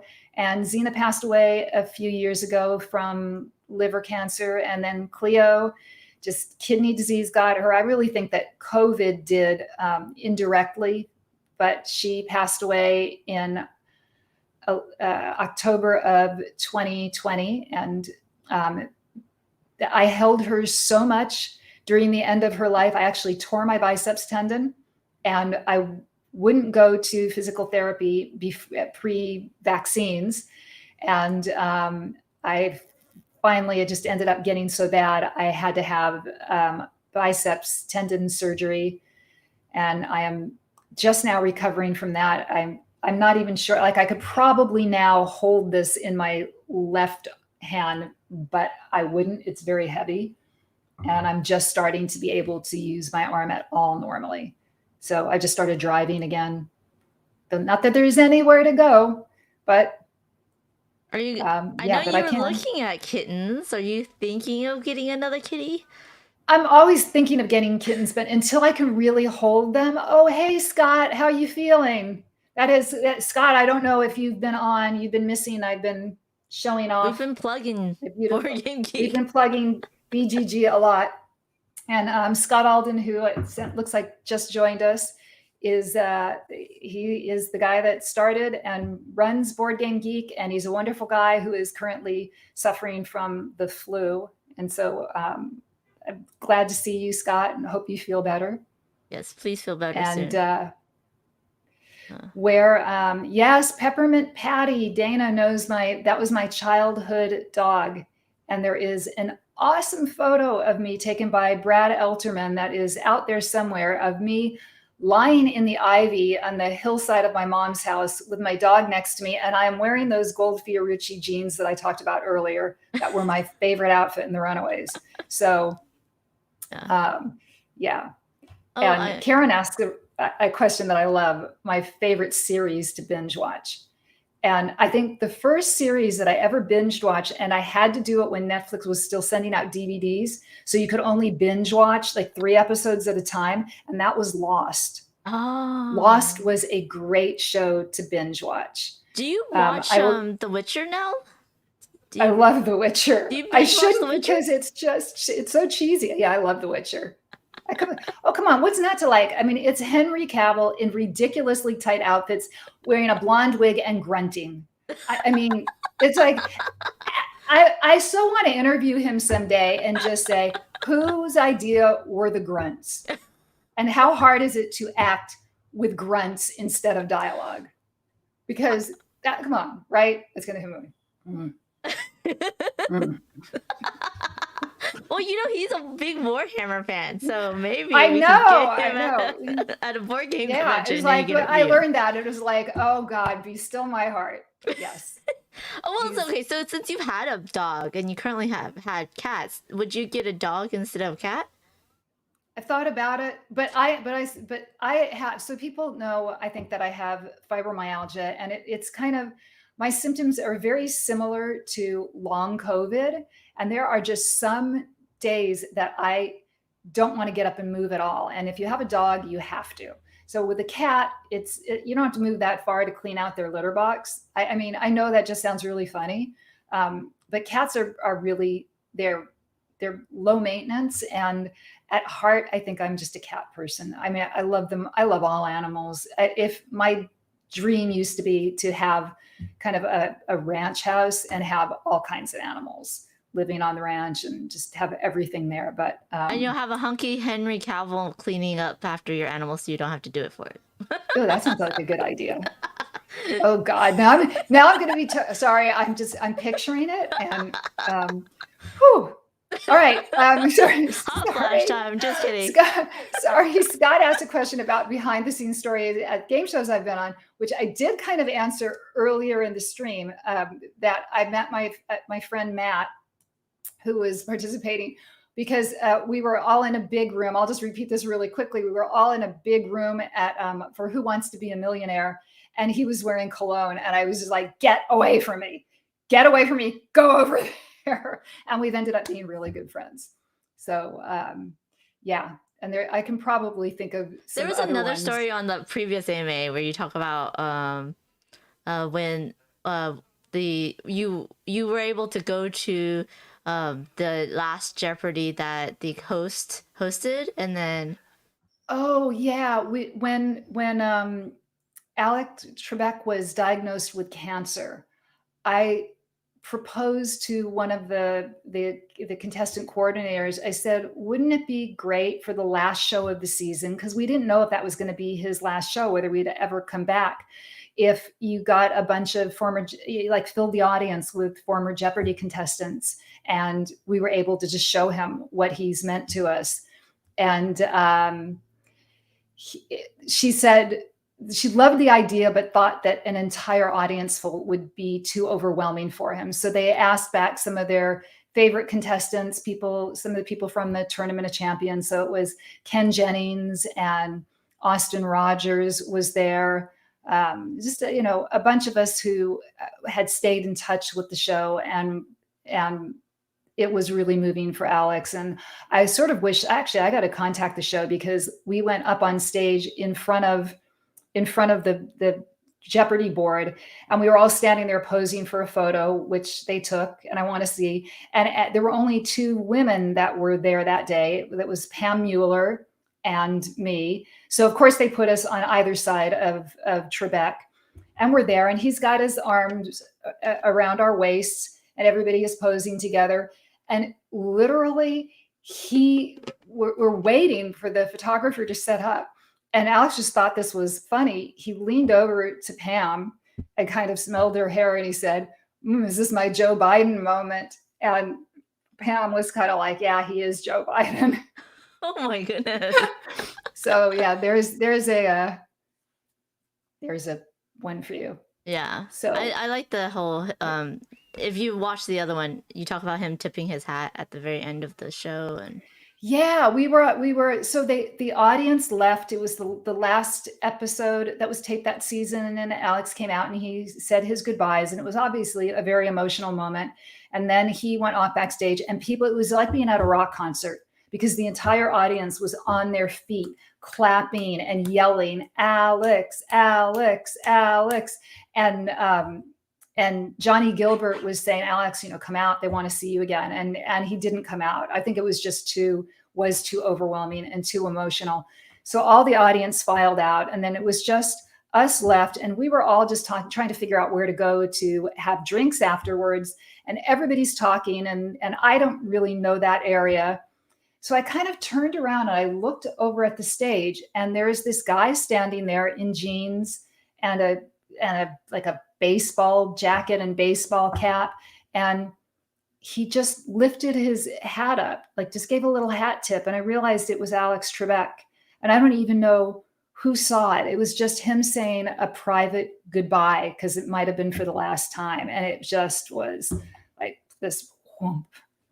Yeah, it was that was huge. Yeah. So Um, yes, I can tell that Scott came late to this chat because I will summarize for you. Måneskin and Blackpink. yes, are the current favorite That's the band short or version. singers that, Yes. yeah. Karen Yes. did ask a good one. So who are people that inspire you today? That inspire me today or have in the past? Well, Because I'll say in when past I and was today. It's whenever you want. well, so when I was dreaming of playing music, and it wasn't really an avenue that was open to women. Fanny, the band Fanny, finally had a song that was getting regular radio play. A song it's that now it kind of makes me cringe when I go back and hear the lyrics. It was a song called Butter Boy, and you can see where that one is going. Um, but the fact that they were out doing it was really inspiring because it showed me that women did have a place in rock music and they could do this and they could sing about things that the guys sang about and didn't have to just sing sweet little love songs. So they were very inspiring. And today, I think it's I don't know that there are individual people that I find really inspiring, but actually I do, because there are all kinds of women that are out there very much fighting for the rights of women, and every single woman that stands up and tells her story about being mistreated or having been sexually assaulted or abused, it takes great courage to speak up with that, and they inspire me every time they do because I know how hard it is. I think in the beginning there was a question like, do you support the LGBTQ plus community? Oh hell yeah. Yeah. That's why in the game that I created, you can play as a non-binary person, which will be called androgynous. And in the current the artwork that is the temporary artwork that's been done for this game was done by Mona Schaefer Edwards, who is LA's top courtroom artist, and she is amazing because I would call her up and describe a character to her, and the next morning that character would be in my inbox. And the only thing that she couldn't do is I would tell her, this character, you can't tell what gender this character is. And I'd send her some pictures and she would give me more rock star, really clearly male, but exhibiting androgyny. And I'm hopeful that when the game actually comes out, there will be characters that are more obviously non-binary in appearance, because they are meant to have very fluid sexuality, or to just not be cisgender people. Yeah. Have you heard of the Orchids? Asked Dana. You were talking about a girl band that inspired you. You know, have you heard of the Orchids? Of course, they followed us, and in fact, the band my band went through a lot of bass players because for some reason they were all actually bad girls, and they kept like needing one nice girl in the band, and it was always the bass player. Except the nice girls, it was like Spinal Tap drummers. We just had a tendency to explode. So I lasted the longest, but the last one was Laurie McAllister, and she had been in the Orchids. So there was a nice connection there. Do you think they were trying to replicate the Runaways, or just, you know? In some ways, yeah. I think definitely to hopefully advance the momentum that we had created for women in rock. And yes, Laurie McAllister passed away a few years ago, and she is the one other Runaways bass player I never met. So that's unfortunate. And the Go-Go's and the Bangles they did what we didn't do right, and that was to write songs that were hits.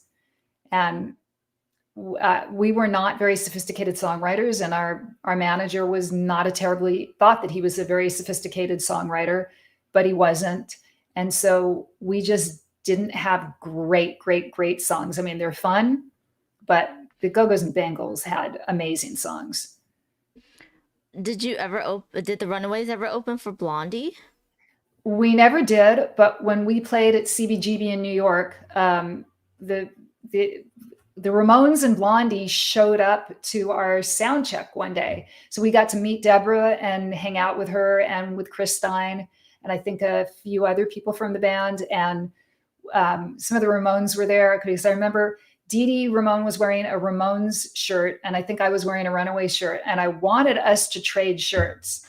And I was ready to just whip off my T-shirt and trade with him and put his on. And I think Dee Dee was too embarrassed to take off his shirt because he Oh. said, "Yeah, let's trade," but then he didn't want to take his shirt off. Mm. So there you go. Dee Dee Ramone got shy about removing his shirt in front of me. Oh, that's Well, a it wasn't just question. me. Huh? Who is the second greatest girl band? Oh We no. haven't answered. We have not answered who the first greatest girl band was. And Mm. I am going to, because I'm gonna right now, you're gonna ask me anything about a great girl band. And in honor of Ronnie Spector having recently passed, I'm gonna say the Ronettes. So, There you go. Yeah. If Karen asked if you could live in any era, what one would you be? That's Oh, interesting. I've thought about this because there are definitely interesting eras in the past, but I know how to function in this one, right? I don't know how to function in other eras. And I think if you go too far back in time, I just think the smell would kill you. I Yeah, mean, that's true. that's a that's always bothers me about the only time travel book where that has ever been acknowledged was Connie Willis did acknowledge this in the Doomsday Book, where she said that she has a character who had her nose cauterized before going, and she said, and everybody still smells terrible, and so she's talking about the smell, Well, and that's it's come different, on, right? If you go back in time as a woman or even a woman of color, it's yeah. different, right?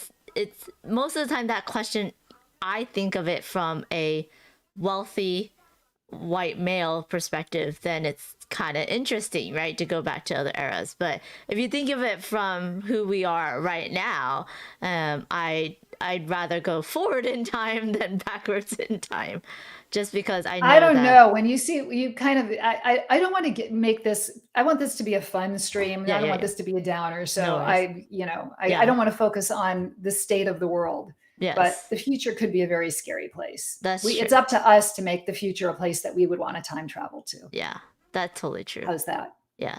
Um, I think in the last AMA you did talk about the Runaways movies and some of the thoughts on that. So I don't know if you want to continue that. I nah. Yeah. I've talked about no, not really. I think there's more. Okay, so I'm gonna put down right now. You get to ask me interesting questions that are not about board games, trivia, or the Runaways. I'm throwing down a challenge. That is a very big challenge because that's I know. I know. I'm saying, well, yesterday I had written these categories of things on the board, but then I tried decorating them with colors and I ended up wiping off the dry erase that was on there. But see, now you get a great question. Do I believe in alternate dimensions? I don't know. I know there are scientists that argue in favor of them, and there are scientists that say why string theory and the multiverse theory, et cetera, is not real. I think it's wonderful though to imagine it because it's given us some really great literature and TV shows, and it's fun to think about an alternate you that took a different path and made the choices that you didn't, and the idea that there's a me living out every possibility. So I get, it doesn't matter in a way. I'm getting it right somewhere, I'm getting it wrong somewhere, and every version of me exists is kind of cool. I like thinking about that. So I have a question And that I just Scott thought of. knows.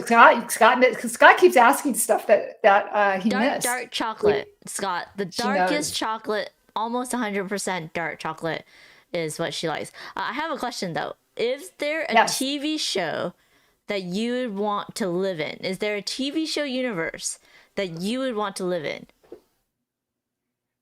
Well, I mean, obviously, if you can have the money, you want to go to Bridgerton and have great banging sex with hot guys. Come on, and wear these fabulous clothes and and gossip about everybody. But I think for the average person, that would not be a fun time. No, no. So there. I also this is a show I never would have watched but for COVID. But it was a good show to binge during the pandemic. Do you believe in the I know you are supernatural? behind, Scott. um, well, it depends on. I mean, what is the supernatural? There are light frequencies we can't see, right? Mm. So something is in them. Is that supernatural or is that natural? I don't know. I mean, there's also, okay, I'm going to get really Einsteinian on you here. So there's also science. Science really tells us that time is a construct and that everything is sort of happening at once, that events are separated in time the way matter is separated in space. So you know, there is, if you follow that, it logically means that every person, everything that has ever been in this exact spot is there right now. And sometimes I think things go a little fuzzy in time, because I can, that sense that you get of deja vu, or that thing that you sort of know, like that when I was talking a bit earlier about when I knew that my friend Lisa had the same birthday that I did, because I felt it. I think it's just like you see forward maybe a tiny little bit in time, and it's prescience, and it's not good enough to make you go bet on the horse that's going to win, and make a lot of money or pick the right stocks necessarily, but you just sort of know a split second sometimes before things are going to happen, what's going to happen. So a little bit of So a I, a thinning between the different dimensions yeah, or where something. it's Yeah. just you're a little, and I feel that way sometimes, that I'm just slightly displaced in time. So is Mm. that supernatural? I don't know. Well, actually, Um, William says UFOs, aliens. um, I I'm not going to say they don't exist, but I don't particularly believe in their existence because I've never seen one or heard a report that has contained credible evidence, but it doesn't mean that they don't exist. Hmm. What about your dreams? Do you think your dreams give you insight? Um, I have dreamed, and this is really frustrating. I have sometimes dreamed songs or dreamed games, and then I wake up and they're not there. And with games, I mean, I will design games in my sleep. Fortunately, they're not great games that I design in my sleep, but I find myself playing them over and over and over. And then I wake up and it's like, why did I waste all night playing that bad game? And maybe the answer is to get it out of my system so I Mm, could actually sit down and design good ones. yeah. But it's a frustrating experience when I wake up and I know I've been playing a game in my head all night. That's interesting because just last night I had a dream about playing a game where I'm moving cards, and it's because I've been playing games that are similar in real life, so it bleeds over into my subconscious. But I've been playing that, and it was literally a nightmare, like where I couldn't do what I needed to do, and I was very frustrated, and it made me like wake up. But yeah, no, yeah, it was interesting because last night I literally had a dream about playing a game, and it just like I would wake up and then go back to sleep, and then I would realize I'm having that same dream. It's that same game, and I was like, "Am I designing a game? No, it's too similar to some of these other games." And it was just like, it's literally a nightmare for me for that one. That was because you streamed games for 8 hours yesterday. Maybe. Dan says, "What's the most Exactly, recent Scott. book you read and liked?" I am currently reading a book called, oh, this is really funny. So last stream, I recommended a book I had recently read called All Involved by Ryan Gaddis, Gattis. And then I read The System by Ryan. And he is somebody that became friends with on Twitter because I started following him and just thanking him for these incredible books that he'd written.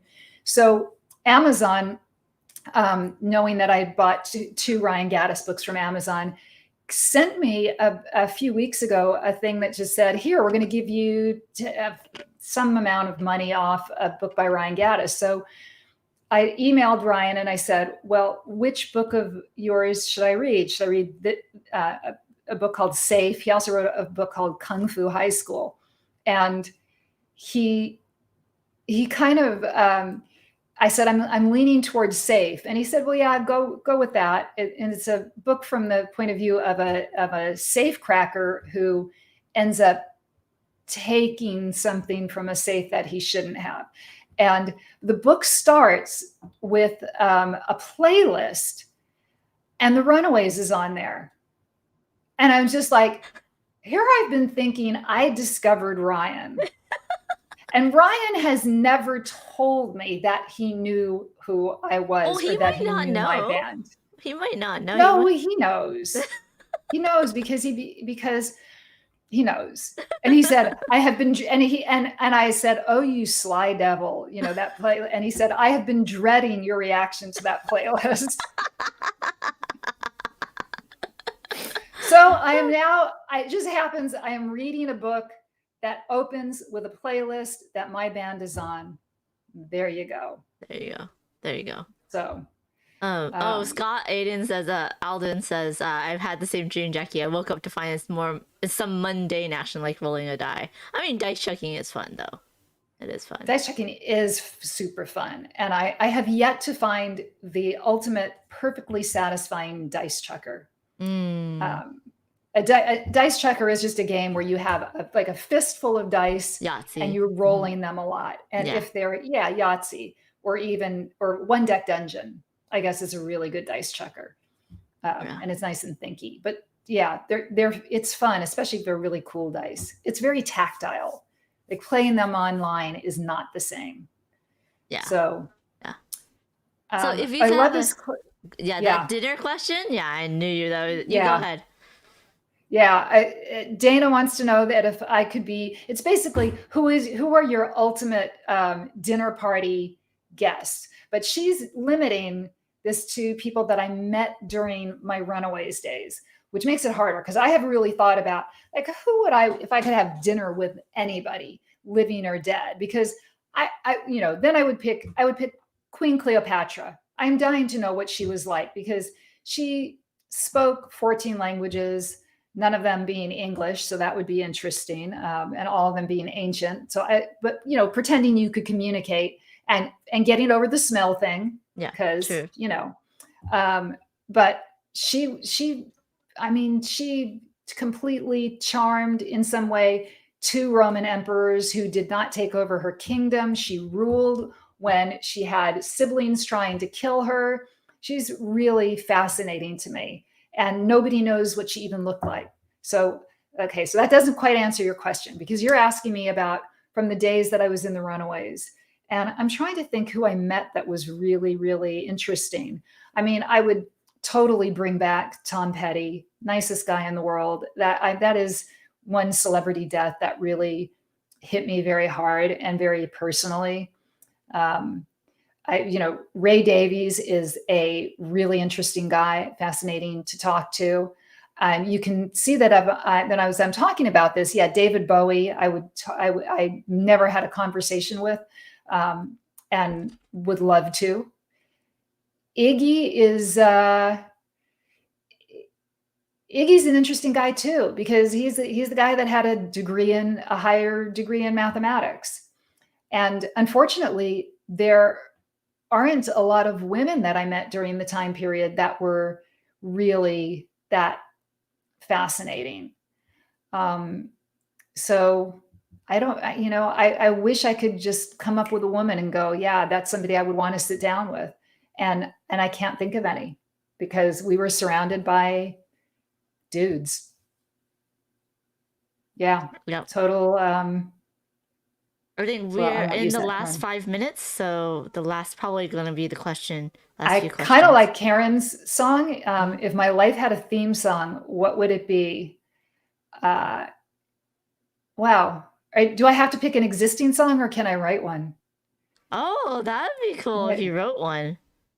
because I just think my, because the words I try to live by are be kind to people and give them the benefit of the doubt, because you just never know. And everybody's going through shit. Everybody's got their automatic defenses that are up with people that they don't know, and sometimes people they do. And um, things happen when you give them the benefit of the doubt. It really is. You just kind of let go of stuff, and it turns around the way you look at life. And I wish I had somebody to really tell me that when I was younger, even though I might not have heard it. But it's the greatest thing I've ever learned in life. So, and Dave, the answer is I did meet Patty Smith on several occasions, and she was the nastiest person I've ever met. I mean, and I know maybe it would be different if I met her now. I mean, she's certainly a fascinating person, and she's been through a lot of stuff. But her just hatred of me for what I represented Oh, to dang. her was somebody who didn't belong in her club. And so I don't have any great desire to hang out with her. Yeah. Yeah. Um, We were posing for a picture backstage at, of all things, a Ted Nugent concert. And somebody asked her about the Runaways, and she just said, "Fuck the Runaways." And I like, what the hell did I ever do to you? I did nothing. So yeah, just not nice. yeah. Yeah. All right, I think we are going to wrap this up. So let me just say thank you to everybody for spending your morning or your afternoon or your evening or whatever with us. And I meant to ask this at the very beginning. So in our last 2 minutes, just pop in the chat where you're from, where you are in the world. Yeah. I I mean, tried. I tried time. Yeah, I know we had Italy on earlier. Scott's in Dallas. Where are y'all? you have still a lot of fans around the world, and you're just making new ones with all the cool stuff that you're doing right now. Just real quick, like, oh, there we go. Arlington, Virginia, Iowa, We got Ohio, UK. Hello, UK, New Jersey. hello UK. You are very Yes. welcome. We will do these periodically because they're a lot of fun, and especially I think now with because I am back to self isolating. I'm trying very hard not to get Omicron or any other form of COVID, and this is my way of interacting with people and spreading a little joy, hopefully. And I definitely feel it back. Thank you, Ethan from Canada. 25. Oh my God. How did you even find the Runaways? And thank you, Killer Fly, for staying up late. Yes. Yes. And I just want to know, did anybody wake up early in Australia and come join us? Because last time my Australian fans were complaining that I didn't do this at a time that was good for them. And I know this is like really early in Australia on a Sunday morning. So I don't know if that worked for people. Yeah. But What are your current like projects? What will people see you in next? I know you guest on Board Game Geeks Twitch channel. You guest on my channel. You're working on a board game. You're doing art. Like, is there anything that people would see you next or um, look there forward to? is nothing coming up soon, probably. I just, you follow me on social media. I'll post when I'm going to be on somebody else's stream. And yeah, thank you Yeah. all for being here. Yeah. So, Wow. Officer Thomas is 19 years old and Spotty Dog is their 14-year-old sister. Welcome in. oh wow, I like this. This is my absolute favorite thing, that there are people who are roughly the age I was when I was in the Runaways that are just getting turned on to the band and becoming fans. And yeah, and I guess that was when I sat down. When I decided I wanted to design a board game. There were gamer things that I wanted because they weren't on my shelf. But when I was thinking of what theme I wanted, I just went, you know what? I want people who ask me what was it like to be in a band back in the day, to kind of have that experience and know what it was like having to juggle working and rehearsing and hiring crew and getting a manager and a record deal and playing bigger and bigger gigs and hanging out backstage and going out to clubs and having fans. So I'm hopefully going to have that game out next year or early 2024 and give you all that experience. And in the meantime, I can share some of that with you over these occasional AMAs, and we'll just have a good time.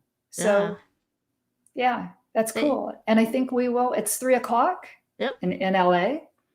And as much as I love you all and love hanging out, I think we're going to, Amanda and I are going to take a break and maybe go eat something and play a game and yell at each other.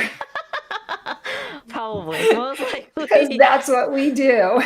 Thank you everyone for joining us. Please make sure you are following Jackie on all the socials. She's on Twitter, she's on Facebook, she's on Instagram, she's on YouTube. I know you're following her here, but if you're not, click that follow button and that little notification bell so you'll know the next time she is live. I am a Panda Angel on all the socials, so you can find me there. Thank you everyone. Please stay safe and enjoy your weekend. Bye. Bye, all.